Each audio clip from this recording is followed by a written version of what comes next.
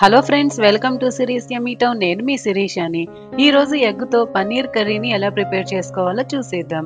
చాలా టేస్టీగా ఉంటుంది. ఈ కర్రీ రైస్ లోకైనా రోటీ చపాతీలోకైనా తీసుకుంటే చాలా బాగుంటుంది. మరి పన్నీర్ లేకుండా ఎగ్గుతో పన్నీర్ కర్రీని ఎలా ప్రిపేర్ చేసుకోవాలో ఇప్పుడు చూసేద్దాం రండి.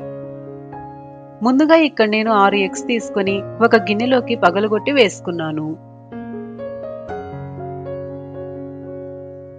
ఇప్పుడు దీంట్లో 1 టేబుల్ స్పూన్ సాల్ట్ వేసుకొని బాగా బీట్ చేసుకోవాలి.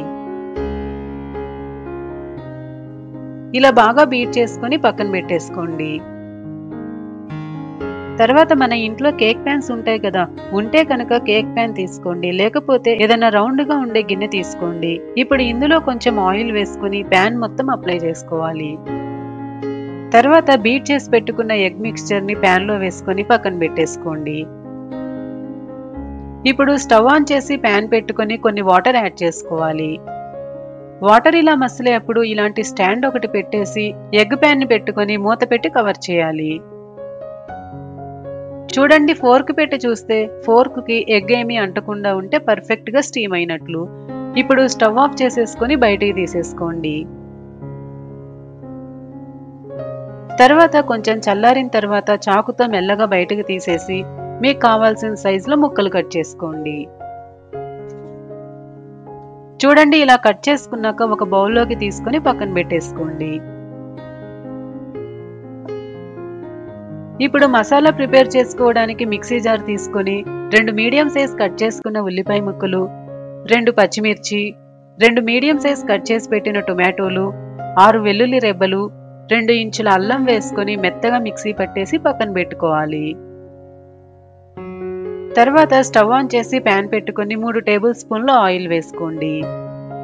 ఆయిల్ వేడయ్యాక 2 లవంగాలు, 2 యాలకులు, 1 ఇంచు దాల్చిన చెక్క, 2 బిర్యానీ ఆకులు వేసుకొని మంచి వాసన వచ్చే వరకు ఫ్రై చేసుకోండి. తర్వాత 1 టేబుల్ స్పూన్ షాజీరా వేసుకొని నిమిషం పాటు ఫ్రై చేసుకోవాలి. ఇప్పుడు మిక్సీ చేసి పెట్టుకున్న మసాలా పేస్ట్ ని వేసుకొని ఒకసారి బాగా కలుపుకోండి.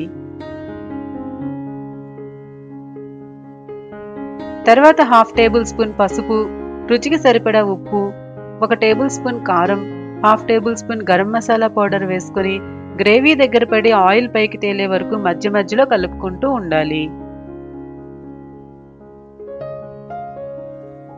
చూడండి, ఇలా గ్రేవీ దగ్గర పడినప్పుడు 200 ml వరకు వాటర్ వేసుకొని ఒకసారి కలుపుకోవాలి.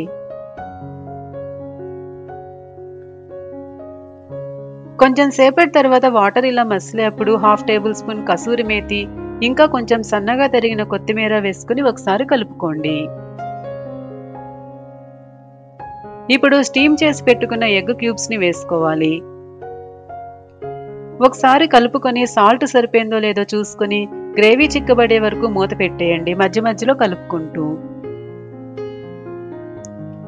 చూడండి, గ్రేవీ ఇలా దగ్గర పడుతున్నప్పుడు గుప్పెడు కొత్తిమీర వేసుకొని ఒకసారి కలుపుకొని స్టవ్ ఆఫ్ చేసేసుకుని వేడివేడిగా సర్వ్ చేసుకోండి. అంతే, ఎగ్ పన్నీర్ రెడీ. చాలా అంటే చాలా టేస్టీగా ఉంటుంది. మీరు ఎగ్తో ఎప్పుడూ ఇలా ట్రై చేయకపోతే ఒకసారి ట్రై చేసి ఎలా ఉందో కామెంట్ చేయండి. ఈ వీడియో మీకు నచ్చినట్లయితే లైక్ చేసి మీకు తెలిసిన వాళ్ళకి షేర్ చేయండి. ఇంకా ఇలాంటి టేస్టీ రెసిపీస్ కోసం please subscribe to series yummy town. Thanks for watching.